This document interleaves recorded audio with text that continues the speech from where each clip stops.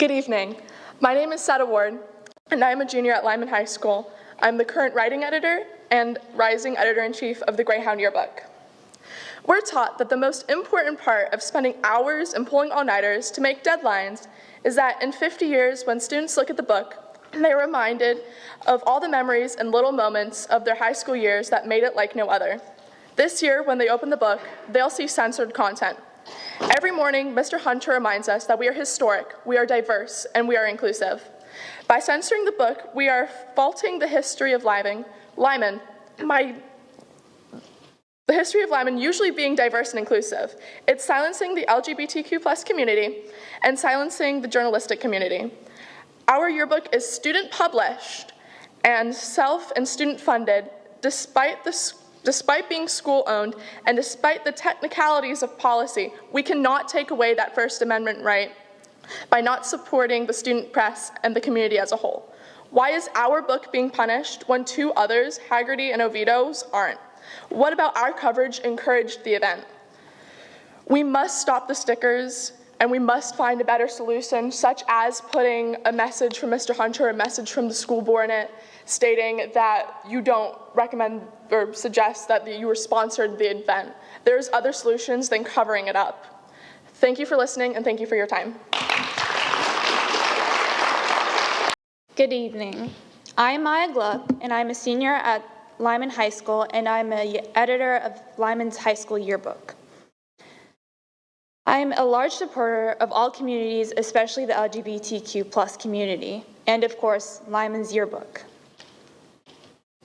We, as students, have the First Amendment right to protest in the same instance as Tinker v. Des Moines.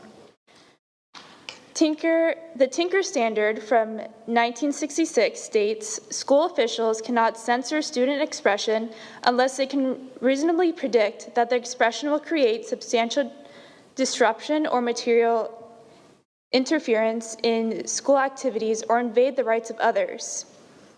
We shouldn't allow our yearbook to be censored because that would be censoring our voices. This is a piece of history and Lyman's history.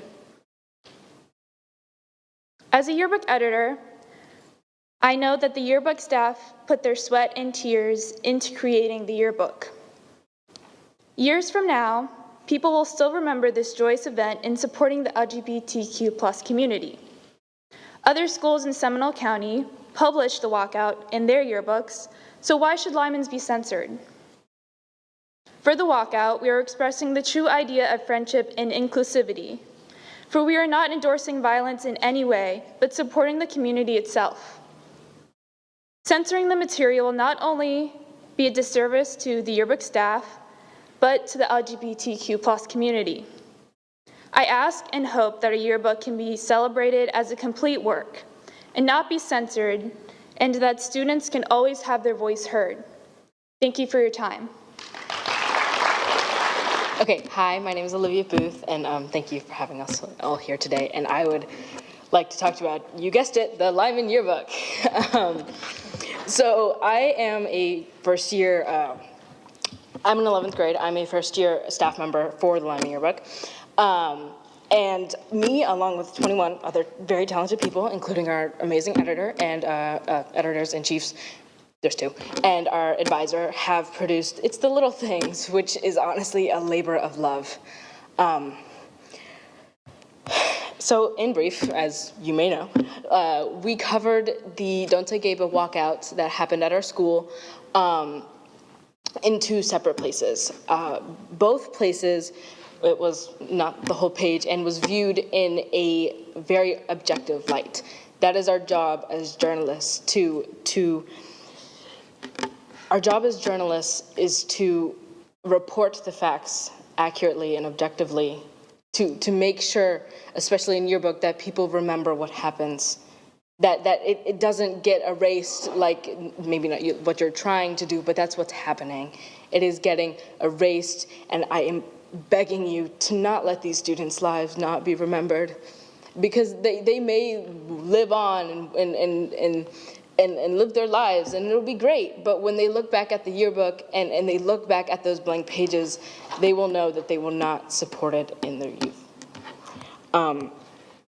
As other people have mentioned, both Haggerty and Oviedo have sections in their yearbook in which the Don't Say Gay walkout at their school was mentioned. And so in that, in like especially Oviedo's, it's like mentioned like walkout in big letters.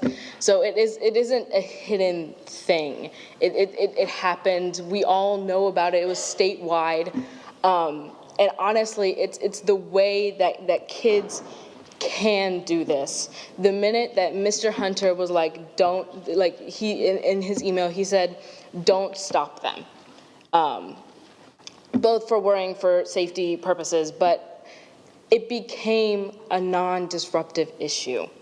It became students speaking out for what they believed in. It became an important moment for all of us to realize that our community is truly beautiful and truly, like, it's Lyman. Lyman stands for its diversity, inclusivity, and historic impact on the community, and this is a historic moment in which Lyman students could be erased. And so I stand here to frankly beg you to not let these students be insecure in who they are, to not let these students not feel good about their community, and to not erase Lyman culture. Thank you for your time. Hi, I'm Maddie Kessler, and I'm speaking to you as a Lyman alumni, a college volunteer, and the photographer of these photos. I was there with the students. I was the person looking through the camera, looking through the lens. What is happening here is not inappropriate. It is not disruptive. It is simply students using their First Amendment rights, political speech, which is very protected, even if Lyman wants to say it's not. They're using their First Amendment rights, which is what we should be advocating for. We should be advocating for students to voice their opinions, and we should be uplifting students. By censoring them, you are cutting them down. You are fulfilling their worst fears that they were protesting against. They were protesting to be heard, to be seen, to be cared about, and to be told that it is okay to simply exist. By covering them up, you are telling them that that is wrong, to simply beg to be told it's okay to exist. I am telling you this as someone who was in the yearbook.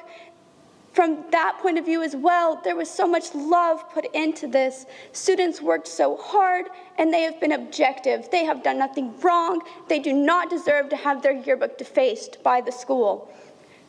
Furthermore, they have been left out of all conversations. Regardless of being asked to be a part of this conversation, they have been shut down and not even been allowed to negotiate. If you're going to deface these kids' hard work and silence the students of Lyman High School, they should at least be able to sit in on the conversation. Maybe there are other options here than simply putting over stickers. And this is especially true because Lyman High School is not the only school in this county that is featuring this walkout.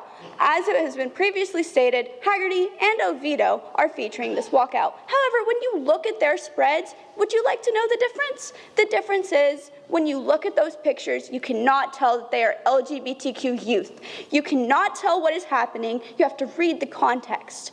And I do not think it is fair, personally, as a journalist, as an alumni of Lyman, and as a person in this community, that just because the Lyman students are loud and proud, that you should be covering them. So I beg you, as you have said, you cannot do anything to unchange this, but that is wrong. You can submit a statement, as it has been previously said. You can support the students. It is not too late to stop these stickers. I am begging you, as the person who was there watching the students. If you don't do this, it's not just about covering pictures. It is about hurting the people you're supposed to protect. Hi, I'm Danielle Pomerance. I am the yearbook advisor for Lyman High School. And I also have 2 students that go to Lyman High School. And as my students know, I'm not someone who likes to be in the spotlight. I'm not someone who likes to get up and speak in front of the school board. But I am so proud of what my students have done here today and what they've done all week. And they've spoken with grace and with dignity, and they deserve to have their words heard. They deserve to have the yearbook spread shown to the student body, and I feel like I must speak up on their behalf, and so that's what I'm doing here today. I also want to just kind of say, just in general, I'm just so impressed with all the youth here today. The students who are speaking up for the dress code are just amazing, and I'm just proud of them as a teacher, listening to them speak as well. As a yearbook advisor, I can tell you firsthand that our job is to document the events of the school. The students have said this. That's what we're here to do. We're not commenting on what we think of them. It's not a political statement. All we're doing is documenting what happened. This event happened, and it was a really wonderful event. And it went without controversy. You know, it was an event that many schools that we talked about covered, and we covered it in our yearbook. It didn't even occur to us this was something not to cover, because we always cover big, important, historic events. Now we're told, well, I've heard multiple different things, and again, I haven't gotten to speak to you guys directly, but I've been told that one of the concerns was that it appeared possibly, there was an opinion that it was promoting the event, that our yearbook coverage was promoting the event. And I just want to say, if you read the captions, if you look at the photos, there's nothing in it that was promoting the event. It was documenting the event. That's all we did. And so if the language says it needs to be something that's promoting the event, I would ask you to really look at it more carefully. We didn't. We documented the event like journalists are supposed to do, like my journalists did. And they did their job. And all we're here to say is let the book be shown as it is. Don't silence my students. Don't silence their First Amendment rights. Don't silence our LGBTQ+ community, who don't deserve to be silenced here, who were speaking up against that. And I think that's, right now I just want to say, just to kind of sum up, it's a matter of opinion. Whether you think the event was promoted or not, it's really a matter of opinion. It can go either way. So if you have to make the choice, please make the choice on the side of not censoring students, not censoring their voices, not censoring the First Amendment, not censoring our LGBTQ+ community. We have the choice to do that. And I would appreciate your support. They would appreciate your support. I'm really proud of them, and so that's why I'm standing up on their behalf. Thank you. Hello. I am one of the co-editor-in-chiefs of Lyman's yearbook, and I'm actually the student that made the spreads in our yearbook that are in question. I wrote these captions, I interviewed these passionate students, and as student journalists, we have the right of free speech. And as a yearbook staff, our job is to objectively document the year, produce a product for the student body that is exactly what we did. We represent what is important to the students, and it just wouldn't be right to censor something that is important to so many students. The county is trying to censor the walkout of the Don't Say Gay bill, but they're being extremely inconsistent with the reason why. It is being claimed that the spread is not allowed because the students are shown breaking county policy, but there are other schools in the county that pictured the walkouts in their school as well.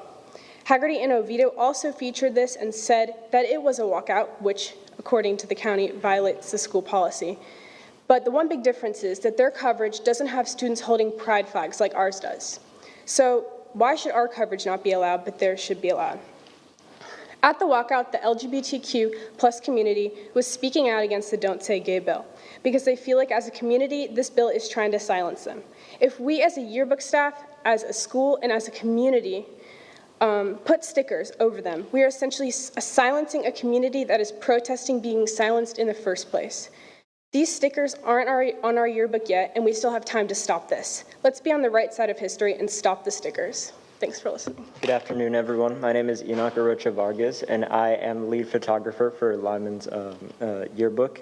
And I am standing here today to let you guys know that during these events and while searching for answers, we were told essentially that this whole event was not a school-sponsored event, and that is why it was being censored. Furthermore, asking for more information, we got pointed towards the school policy manual, section PO 5722, titled School-Sponsored Publications and Productions, which has the following speech is unprotected and prohibited in all school-sponsored student publications and productions, speech that is defamatory, libelous, obscene, or harmful to juveniles, speech that is reasonably likely to cause substantial disruption of or material interference with school activities or the educational process, speech that infringes upon the privacy or rights of others, speech that violates copyright laws, speech that promotes activities, products, or services that are unlawful, illegal as to minors defined by state or federal law, and speech that otherwise violates school policy and or Senate federal law. Furthermore, saying that this is the reason why we are being censored, and it is essentially saying that these pictures, which feature pride flags, are essentially defamatory, or libelous, obscene, or harmful to juveniles, are featuring illegal products or things that are illegal to minors, or violates copyright laws, which essentially doesn't make sense at all, because all that it is showing is students fighting for what they think is right, fighting for their communities, and showing these flags. Furthermore, when asking for what else we could have done rather than stickers, we were told that there was attempts to essentially make remedies to the yearbook, and furthermore, those attempts have all been denied other than the stickers. We could have changed the captions to make them a bit less promotive if that was the problem, or many other changes, or the letters that we have mentioned before. But no, we decided to cover up these students and cover up what they're fighting for. And that just simply is not right. And the only difference, again, within this yearbook and other schools' yearbooks like Oviedo's and Haggerty's is the fact that we show students celebrating this occasion. We show students standing up for their communities and what they think is right. And saying that these pictures are these defamatory or libelous, obscene, or harmful juvenile things that we're featuring in comparison to the other books that aren't being featured is just outright wrong.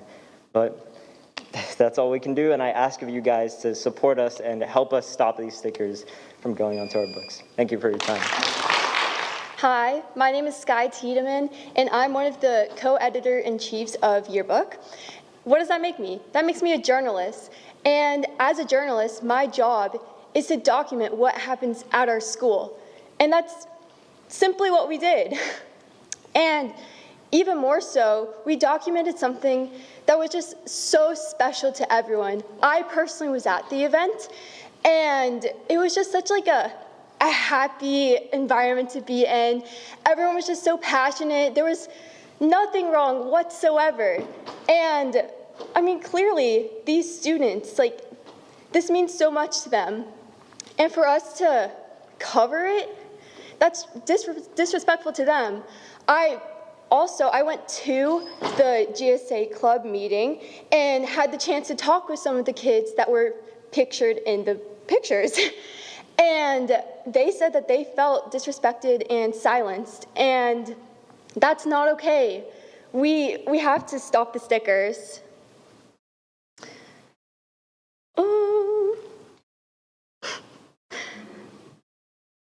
Also, the yearbook is something that lasts forever. It's something that 50 years from now, we're gonna look back on. And like I said before, this event was so powerful and something that, I mean, we talked about it for weeks. We still talk about it. And I guarantee that we want to be able to look back on this in 50 years. We can't cover this up.